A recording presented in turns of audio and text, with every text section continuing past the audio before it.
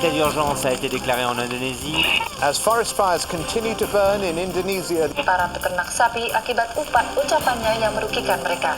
La sécheresse transforme la forêt en véritable fétu de paille. The rain hasn't yet doused the flames, which have already consumed hundreds of thousands of hectares of land. Et voilà l'Indonésie, habituellement humide grâce aux moussons, transformée en un gigantesque brasier. Des milliers d'espèces sont en danger dans les forêts d'Indonésie. Selon les Nations Unies, ces incendies sont une catastrophe écologique majeure. El Niño, le mot est lâché. the United Nations says the Indonesian forest fires are an environmental emergency which would affect individual health and well-being of Asian economies for years to come.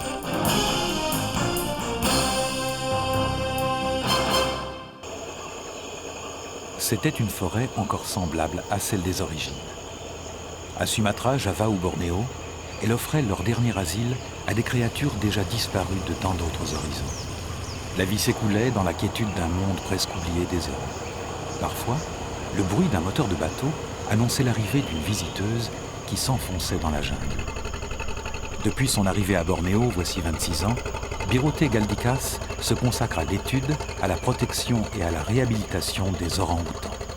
Sur les grands hommes roux que décrivent les légendes du peuple Dayak, elle a à elle seule découvert l'essentiel de ce que nous savons. Aujourd'hui, Biroté Galdikas se prépare à rendre à la forêt une femelle orang-outan, Rita. Des hommes l'ont capturée jadis afin de la vendre comme animal de compagnie. Ils ont d'abord tué sa mère, puis ils ont arraché de son flanc le bébé épouvanté et hurlant. Depuis, comme tant d'autres bébés orang-outans, Rita a connu, si loin de sa forêt de bronze, le fer des barreaux de cage et les frayeurs de l'exil.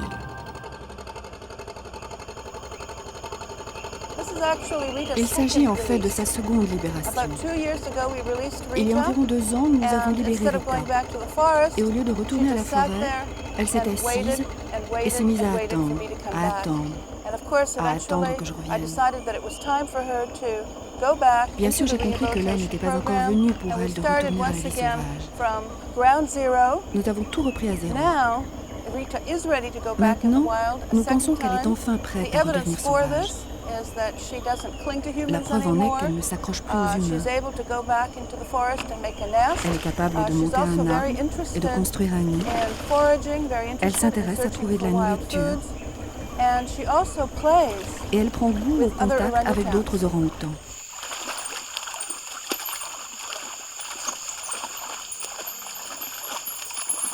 Rita sera libérée dans la partie marécageuse de la forêt, là où les hommes répugnent à s'aventurer et où d'autres orang-outans sauvages ou réadaptés avant elle forment déjà une communauté prête à l'accueillir. Très bien. Nous nous arrêtons ici. C'est ici que nous allons libérer Rita. C'est un grand jour, Rita. C'est le jour de ta libération. Tu es heureuse?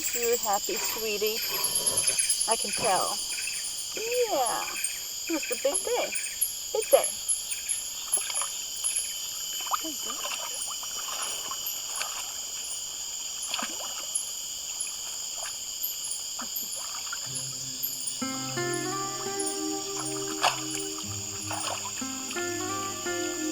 Plus de 200 fois, avec l'anxiété et la tendresse d'une mère envers ses enfants, Biroté Galdikas a reproduit les mêmes gestes dans la même forêt. Une caresse, un effleurement des mains.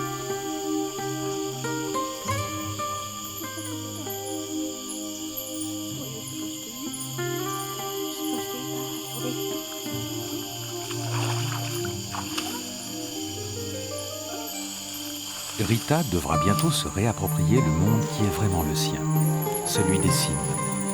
Pour accomplir cette tâche, elle sera seule désormais. Sa mère d'adoption, quoi qu'il lui en coûte, se tiendra cantonnée dans un monde lointain. Enfin dans les arbres.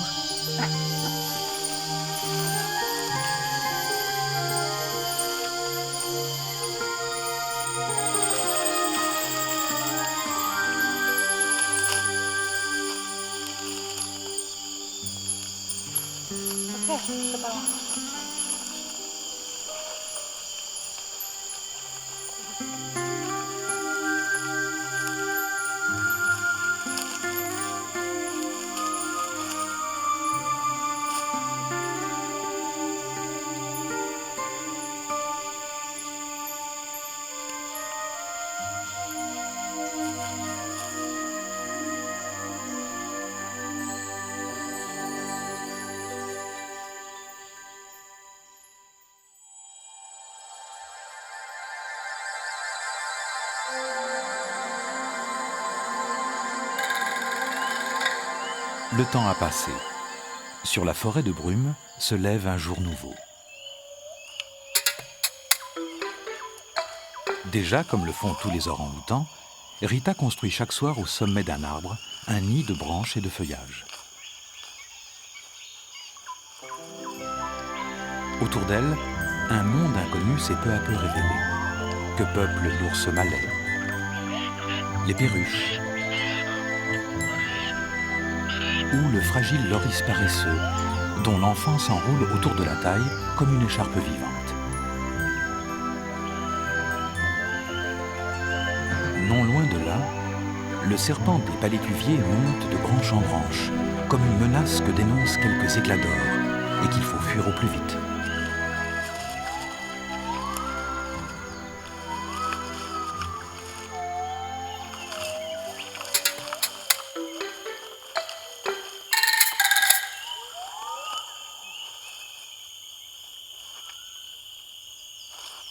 Ses congénères ont offert à Rita l'apprentissage que sa mère n'a pas pu lui fournir.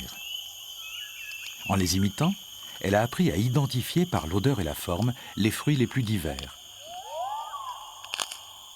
Elle sait évaluer leur maturité et décortiquer les plus coriaces d'entre eux.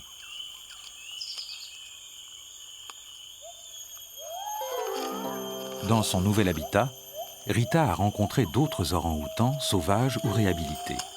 Parmi eux, un bébé évolue sur le dos de sa mère, Laïa. Il dépendra totalement d'elle pendant 3 années, mais il lui faudra plus de 6 ans avant de devenir affectivement autonome. Privée si jeune de tout contact avec sa propre mère, Rita regarde avec envie le bébé de Laïa.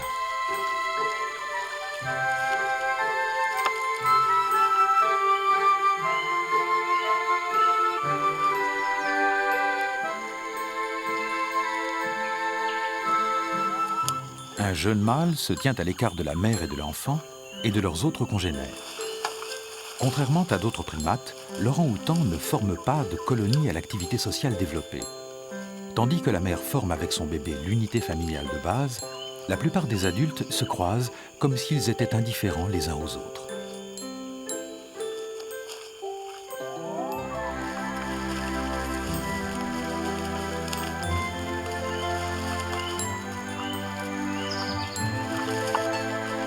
En attendant, les jeunes orang-outans tels que Rita, lorsqu'ils explorent la forêt, ne refusent pas le contact avec leurs semblables. Ils y trouvent un prétexte au jeu, grâce auquel se formera une part de leur personnalité.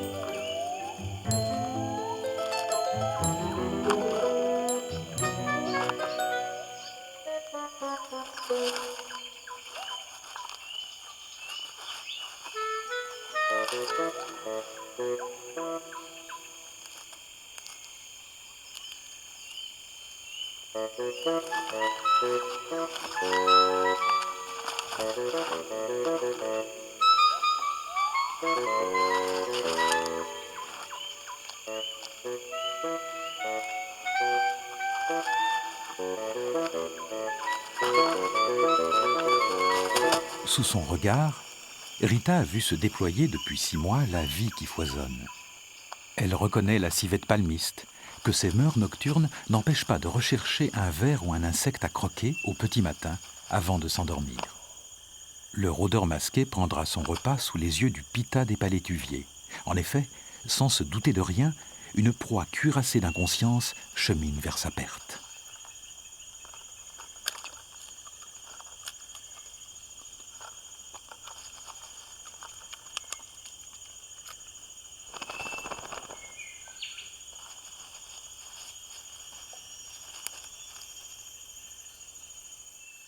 Lassée de contempler le monde, Rita descend de son observatoire. On a longtemps cru à tort que les orang-outans ne se tenaient qu'au sommet des arbres. Il leur arrive en réalité d'arpenter le sous-bois, où ils croiseront les autres habitants de la forêt. Kali, un éléphant mâle, fréquente les zones humides où il trouve sans peine les 150 kilos de nourriture qui lui sont nécessaires chaque jour. Parfois, il se gave aussi de pousses de bambou, de fruits, qu'il agite préalablement pour les débarrasser de leurs parasites.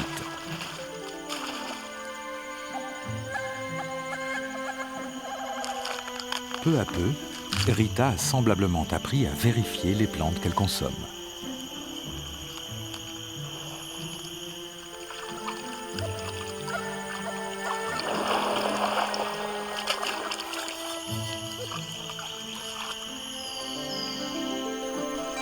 Kali consomme de grandes quantités d'eau pour se rafraîchir, pour nettoyer sa peau, ou simplement pour jouer, comme on peut le faire quand l'heure est à l'insouciance.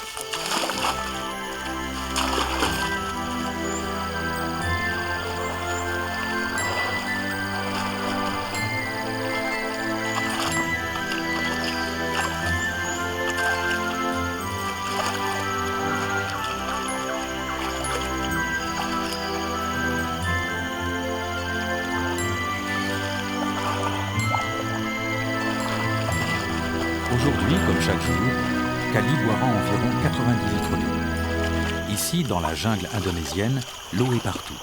Elle circule dans les veines des animaux et dans la sève des arbres. Elle est le fluide vital de la forêt. Si par malheur elle venait à manquer, tous seraient en péril.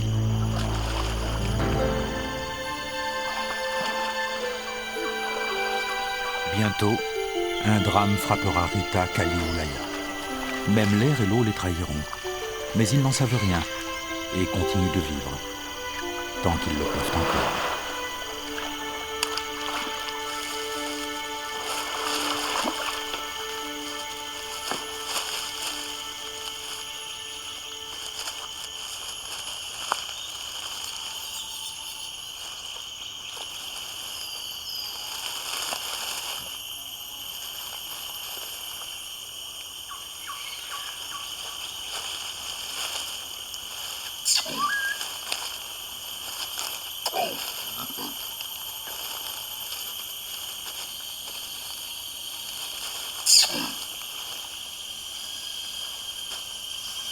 Ce jour-là, Laia rencontre un python malais.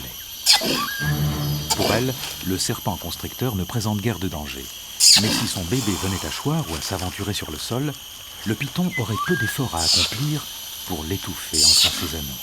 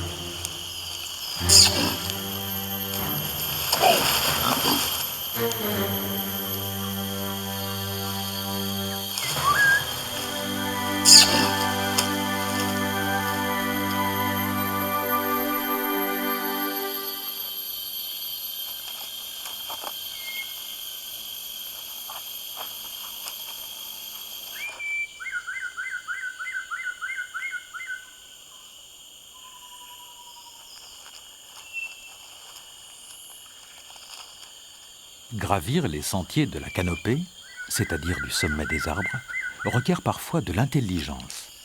Confrontée à un problème d'itinéraire, Rita réfléchit et prend sa décision, sans tâtonner ou faire plusieurs tentatives comme le font les autres grands singes. Elle choisit une stratégie d'escalade, s'y tient et réussit.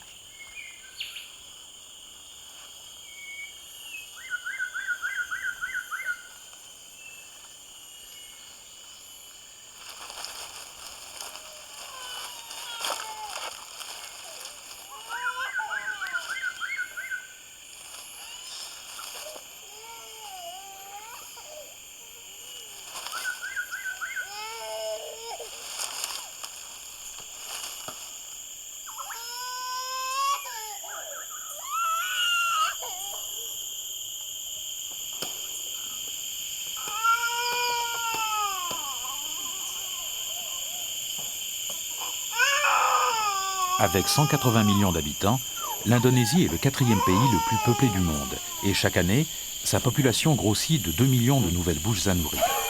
Les 2/3 des Indonésiens se concentrent sur une île, Java, 4 fois plus petite que la France. Il y a encore quelques mois, Bakhtiar et sa famille vivaient dans un bidonville près de Jakarta. Pour arracher ses enfants à la misère, Bakhtiar a suivi les exhortations du gouvernement. et s'est résolu à migrer vers les lointaines jungles de Bornéo. Devenu bûcheron, Bakhtiar travaille désormais pour un grand consortium de l'industrie du bois.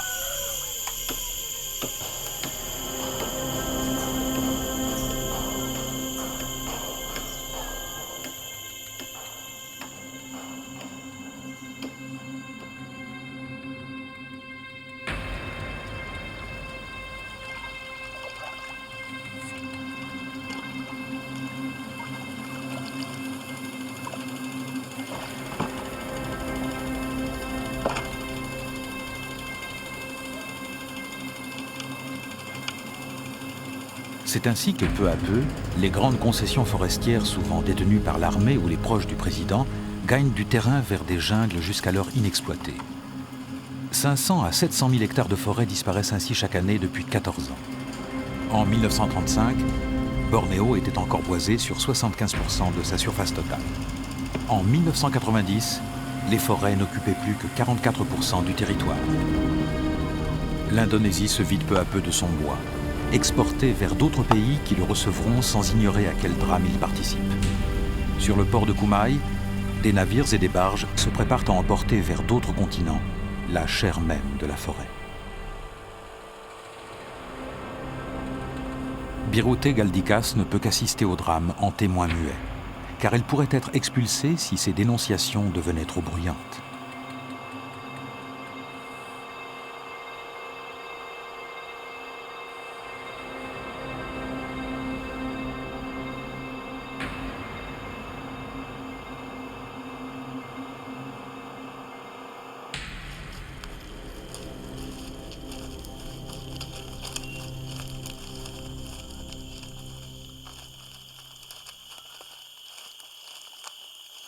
So congratulations, Pahari. Thank you, but it's really hard to... Thank you. Thank you for finding this wood. Parfois, alertés par les gardes forestiers, Birute Galdikas les accompagne sur les sites où ont été confisqués des troncs illégalement abattus. Mais elle ne se fait guère d'illusions. Quelques responsables fermeront les yeux et les billes de bois, même tronçonnées, se retrouveront bientôt sur les marchés.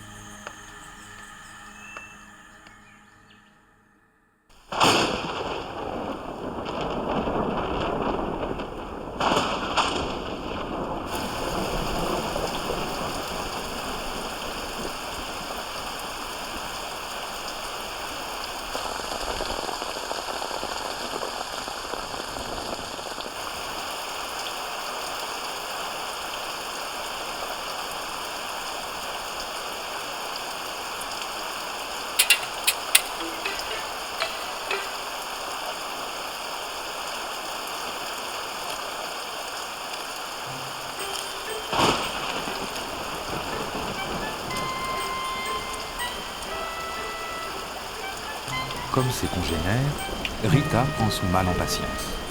Les orang-outans n'aiment guère la pluie. Non loin d'elle, un mâle a trouvé le moyen de se protéger.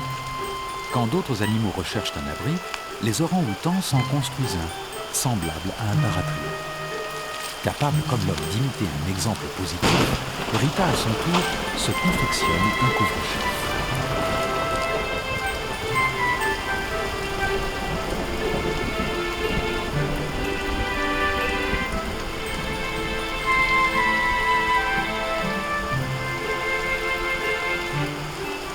L'initiateur se croit alors dépassé par son élève. Ayant abandonné toute protection contre les intempéries, il se rapproche de la novice.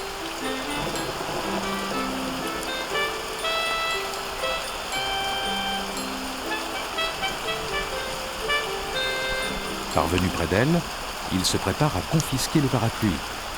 Rita se laisse faire. Le rapport de force n'est pas en sa faveur.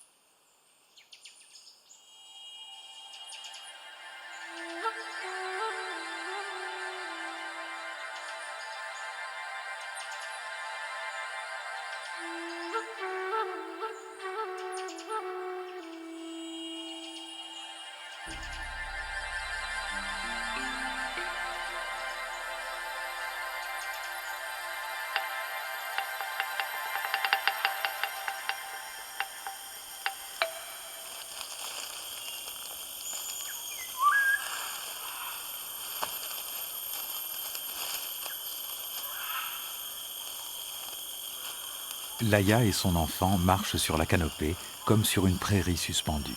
C'est là, si loin de la terre ferme, qu'ils trouvent l'essentiel de leur nourriture. Les orang-outans se comportent en experts botanistes et savent les périodes de fructification des arbres. Selon les études de Birute Galdikas, ils peuvent reconnaître 227 espèces végétales différentes. Leurs mets favoris sont le rambutan, aux saveurs sucrées, le durian, à l'odeur pestilentielle, ou le fruit du ficus.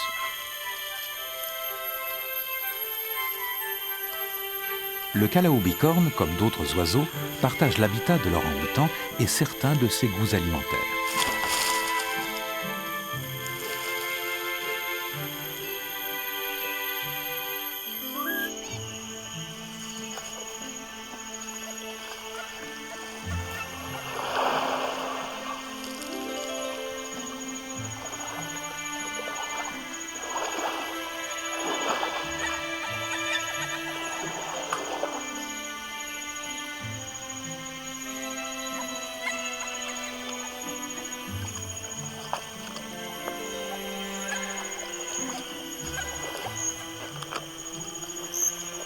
Parfois, sous le pas de Kali, roule une bille de bois.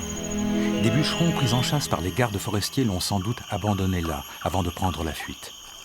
Partout, des cicatrices presque invisibles, noyées d'eau et de végétation, indiquent que la forêt n'est pas intacte et que sa virginité n'est déjà plus qu'un souvenir.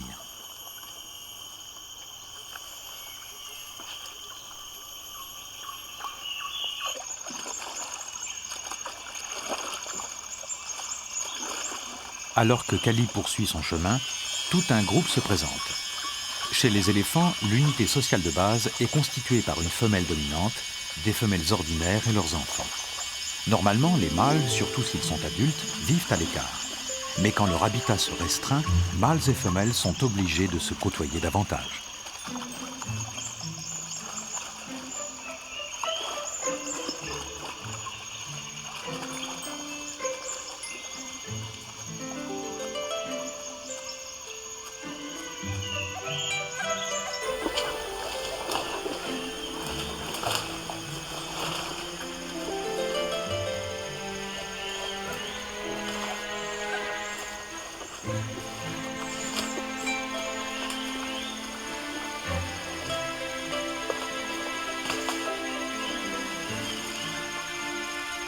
Le jour qui vient de naître s'annonce chaud et moite. Et la jungle, même affaiblie, continue de protéger des animaux que d'autres contrées ont vu s'éteindre depuis si longtemps.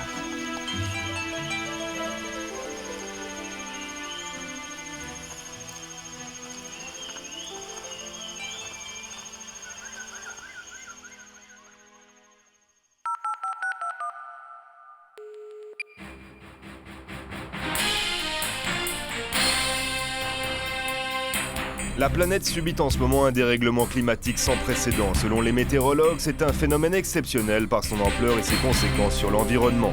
Ce phénomène en rouge sur la carte a été baptisé El Niño. C'est une gigantesque masse d'eau chaude aussi grande que les États-Unis qui s'est déplacée à l'extrême est de l'océan Pacifique. Le long du littoral du continent américain, l'eau est anormalement chaude, des pluies diluviennes inondent ses côtes habituellement désertiques et l'absence de vent prive l'Asie de sa mousson traditionnelle. Un des principaux équilibres météorologiques de la planète a visiblement été rompu. Cette année, le courant El Niño s'est totalement inversé, car habituellement les vents repoussent l'immense masse d'eau chaude vers l'ouest, et lorsqu'ils faiblissent, les nuages se transforment en pluie pour provoquer la mousson d'Asie. Mais El Niño a totalement bouleversé une situation climatique classique. Conséquence, l'Indonésie est privée de ses traditionnels et nécessaires pluies annuelles, l'archipel est en proie à une sécheresse d'une extrême gravité.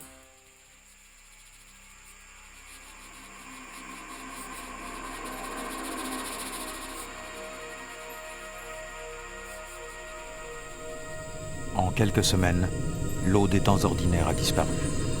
Les nuages ne sont plus que des fantômes rares et diffus. L'eau dont le sol s'est égavé s'évapore rapidement.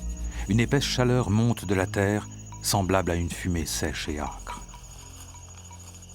Laïa et son bébé, coutumiers des cimes verdoyantes, n'ont plus à arpenter que des branchages sans sève qui craquent sous la main.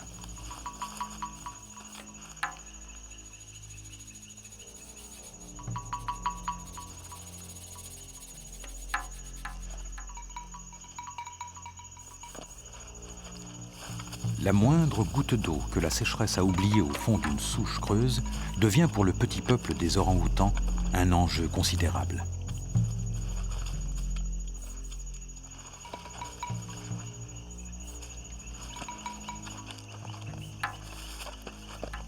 Chacun se présente devant la souche, certain de savoir mieux que son prédécesseur trouver un peu de liquide à lécher et apaiser un gosier brûlant.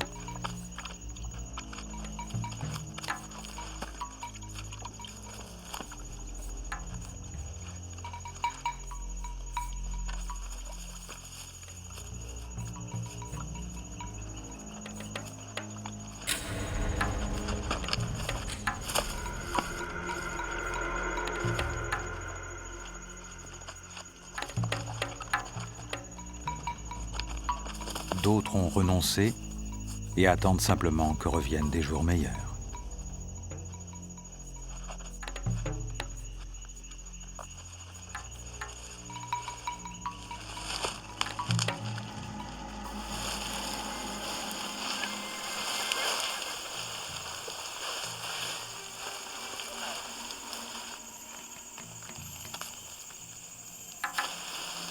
Pour les éléphants, la sécheresse est une véritable catastrophe. Les orang-outans peuvent encore se nourrir des fruits mûris avant qu'elles ne surviennent. Mais Kali et les siens désemparés ne trouvent plus nulle part, en assez grande quantité, le fourrage dont ils ont besoin. Bientôt, les éléphants, s'ils veulent survivre, devront bien sortir de la forêt et aller chercher de la nourriture là où il en reste encore.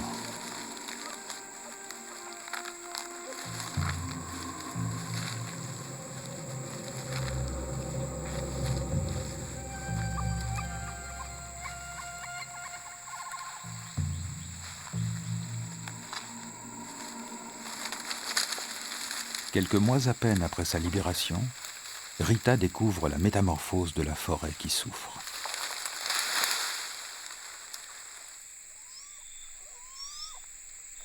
Non loin de là, un gibbon femelle et son bébé contemplent le désastre.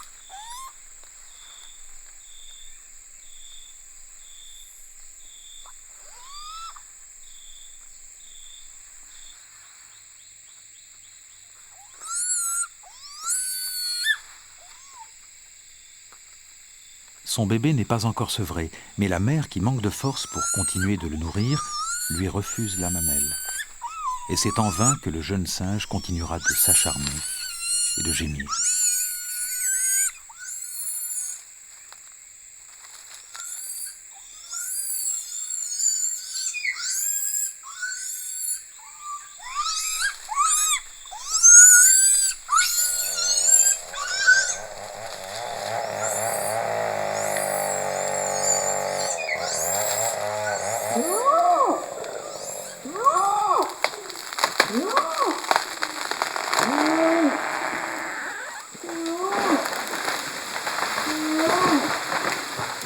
Le vacarme des arbres abattus dérange soudain un mâle dominant de près de 200 kilos. Sa colère résonne dans son goitre et fait trembler la jungle.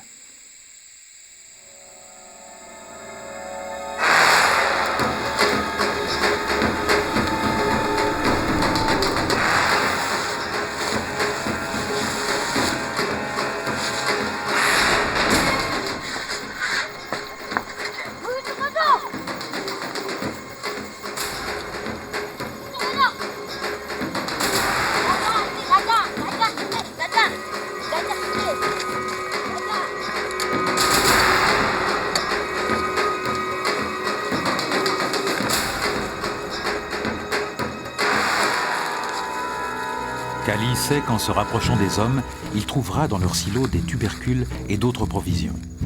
Il était là avant eux et considère leur nourriture comme la sienne.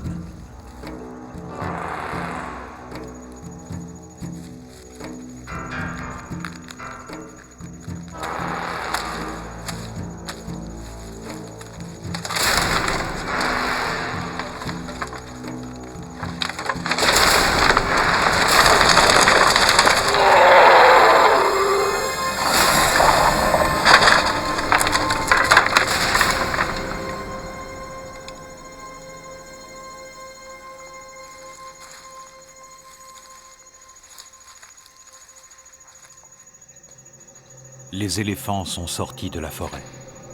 Pour les paysans et les bûcherons, une menace mortelle est désormais permanente.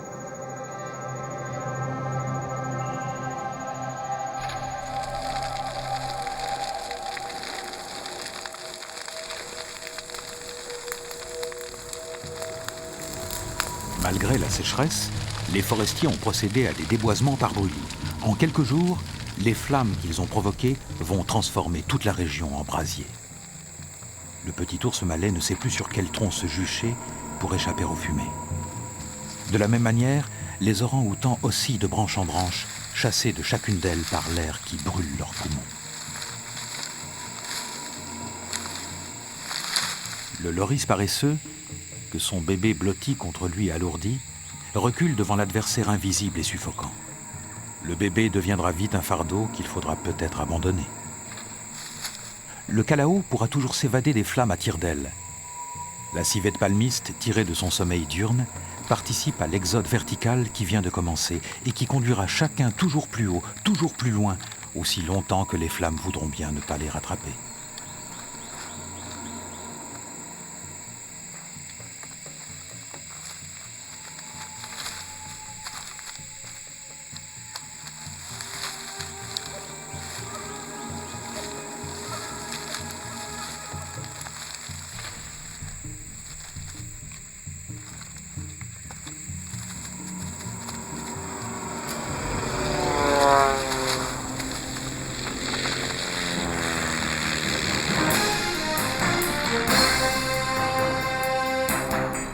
L'Indonésie suffoque, des milliers d'hectares brûlent dans toutes les régions forestières de l'archipel. Ces incendies échappent à tout contrôle et les procédés classiques de lutte contre le feu s'avèrent totalement inefficaces.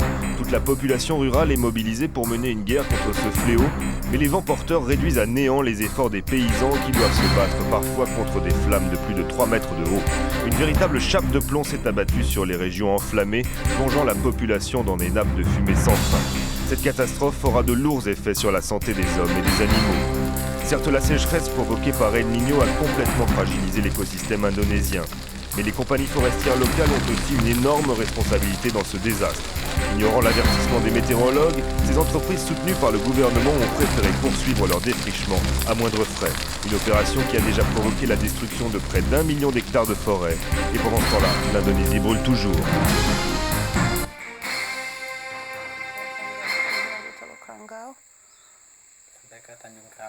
Tanjung Kramat, Tanjung Puting. Kalau sebesar ini. Oh, api memang ada ini salah. Bukan, ini dari kampung orang Sungai Cabang ini mungkin membakar lahan. Dans la maison de Kampliki, sa base en bordure de la réserve de Tanjung Puting à Bornéo, Birote Galdikas vient de comprendre que l'incendie a aussi frappé le sanctuaire auquel elle a dédié sa vie.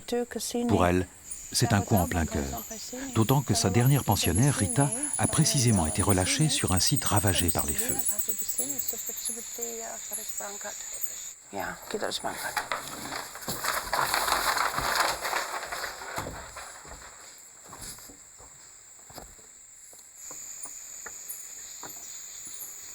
Anxieuse, accompagnée de princesses, résidentes historiques de la réserve, Birote Galdikas se prépare à quitter Kampliki pour partir à la recherche de Rita.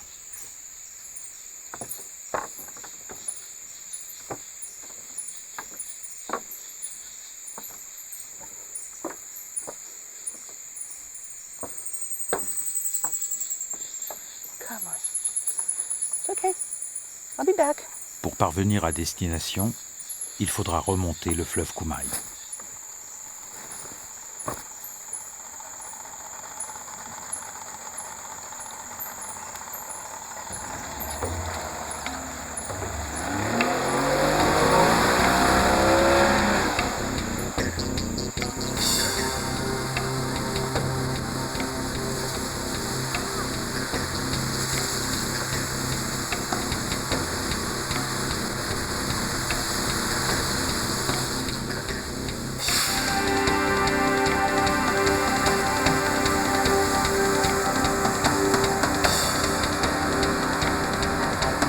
L'air est alourdi de fumée, presque irrespirable. Bientôt, Birote Galdikas atteindra les zones incendiées. Elle se sent responsable de Rita, qu'elle a libérée dans une jungle transformée en enfer. C'est une course contre la montre qui vient de s'engager. Birutė veut à tout prix retrouver Rita avant qu'il ne soit trop tard.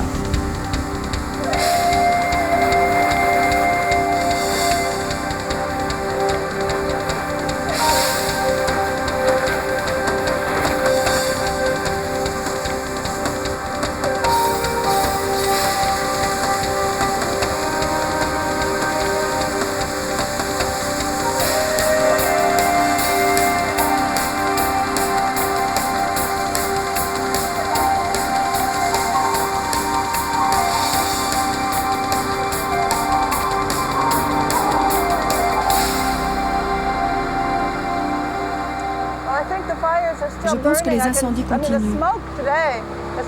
Les fumées sont bien pires aujourd'hui qu'hier. Les feux doivent être énormes.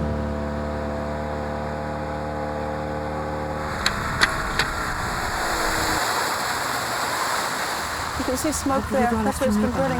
C'est là que ça a brûlé. Quelques-uns des arbres ont brûlé sur toute leur hauteur. Il y a eu beaucoup de feux ici. Regardez.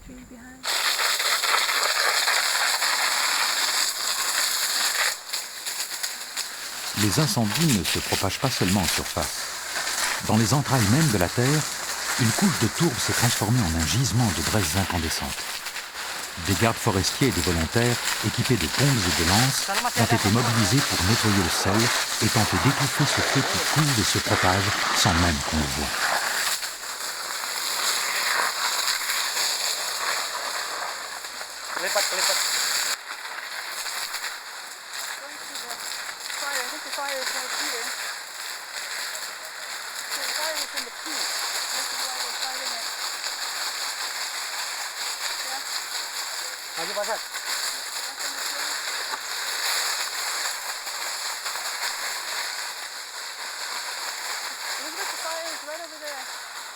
Hélas, c'est un spectacle désolant qui s'étale sous ses yeux.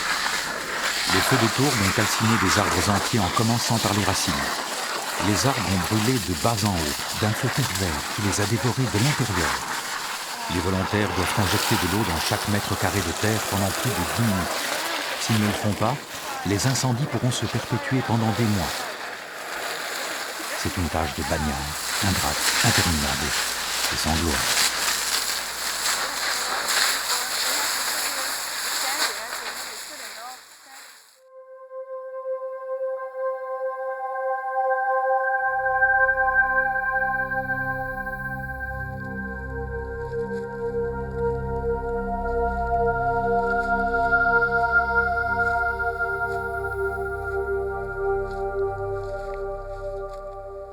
Dans la forêt de cendres, Birutė Galdikas repart à la recherche de Rita. Sur le territoire où elle se trouve, la plupart des arbres ont été calcinés. Quant à ceux que les flammes n'ont pas détruits, ils ne porteront pas de fruits la saison prochaine. Une véritable bombe à retardement.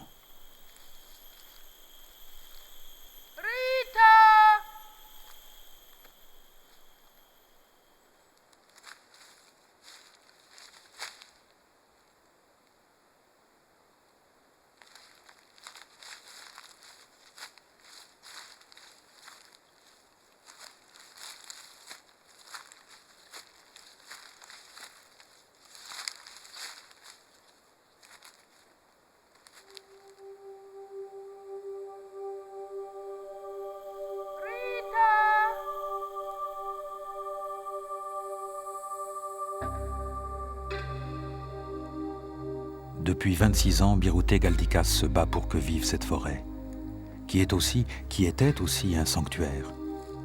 Mais à quoi bon tant d'efforts si une flamme suffit à anéantir le travail de toute une vie ?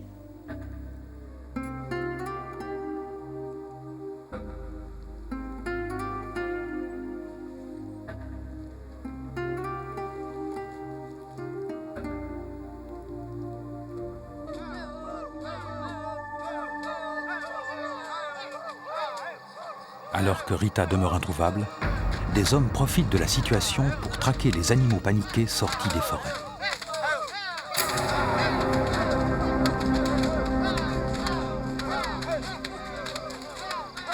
En particulier, les exploitants de palmes à huile ont levé des milices pour abattre les orang-outans et les empêcher de dévaster leurs champs.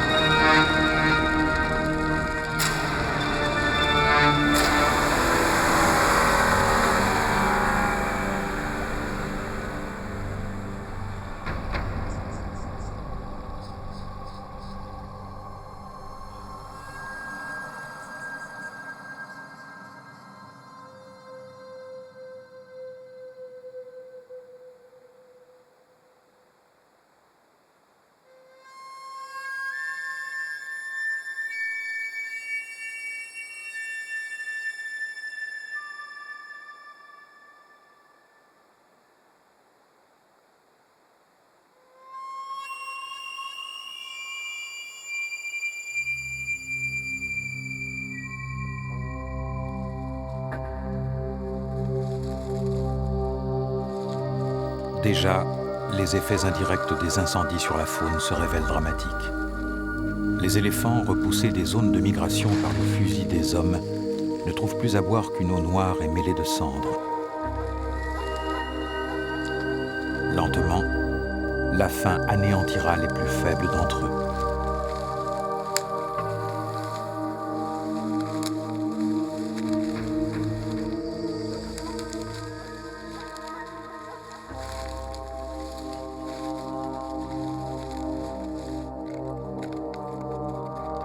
Le loris paresseux ne trouve plus rien à manger. Les œufs ou les jeunes oiseaux dont ce petit primate aime à se nourrir ont été brûlés dans les nids, et il ne reste guère d'insectes vivants au sol ou sur les troncs. Bientôt, la mer ne sentira plus accrochée à son flanc qu'une forme inerte, désertée par la vie.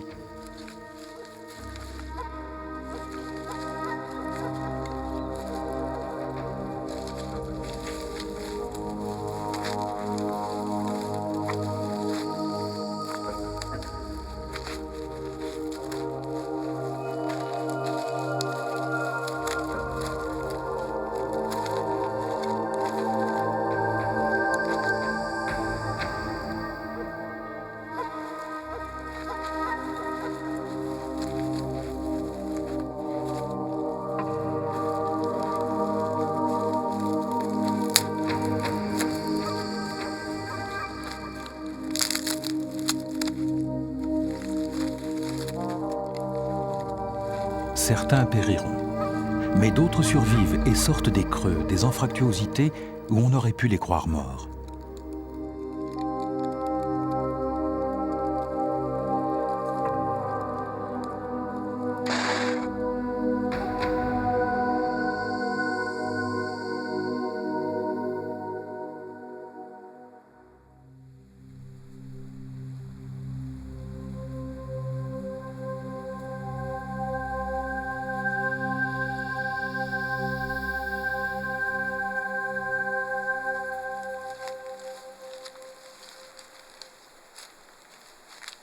Depuis le début des incendies, plusieurs centaines d'orang-outans sont morts, tués par les flammes ou par les hommes.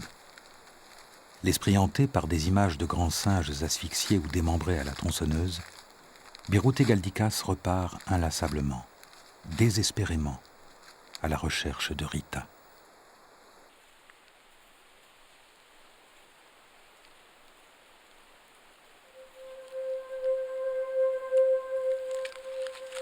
Non loin de là, en effet, Rita cherche à comprendre pourquoi le monde n'est plus le même et pourquoi ses congénères sont devenus si rares autour d'elle.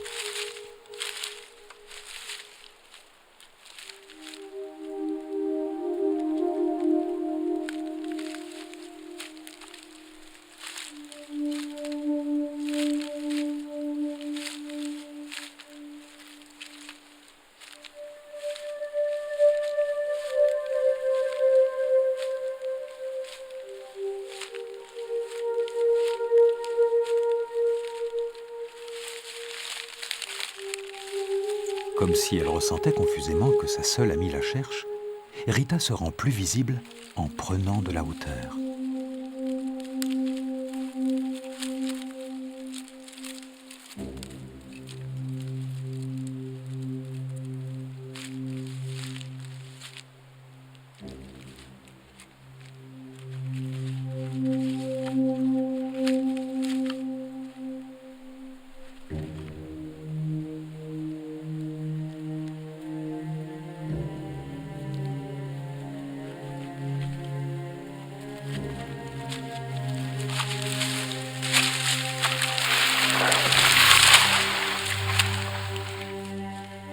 Enfin, Rita et Biruté Galdikas s'aperçoivent et se reconnaissent.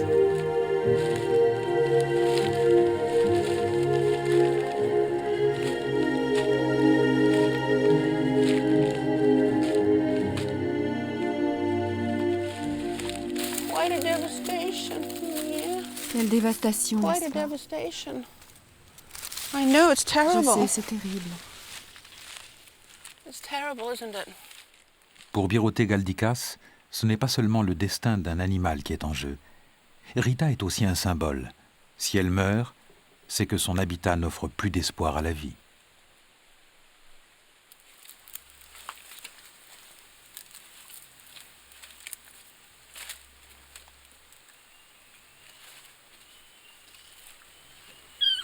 Yeah, it's terrible.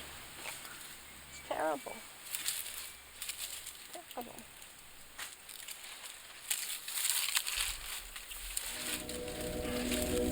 Rita incarne aussi l'idée que l'homme se fait de lui-même. L'orang-outan n'est séparé de l'humain que par 10 millions d'années. Il est son frère aîné, à peine plus éloigné que le gorille ou le chimpanzé. De la capacité de l'homme à sauver son frère lointain dépend aussi son aptitude à assurer l'avenir de ses enfants et de sa planète.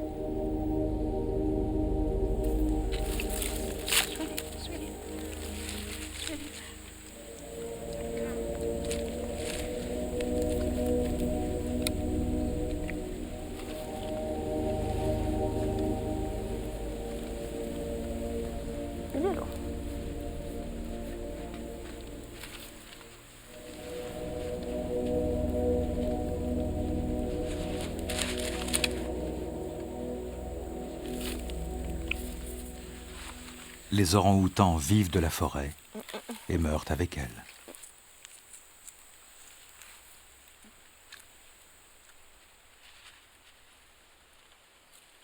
Ils sont encore 30 000, semblables à Rita, dont le destin est lié à celui de leur jungle natale.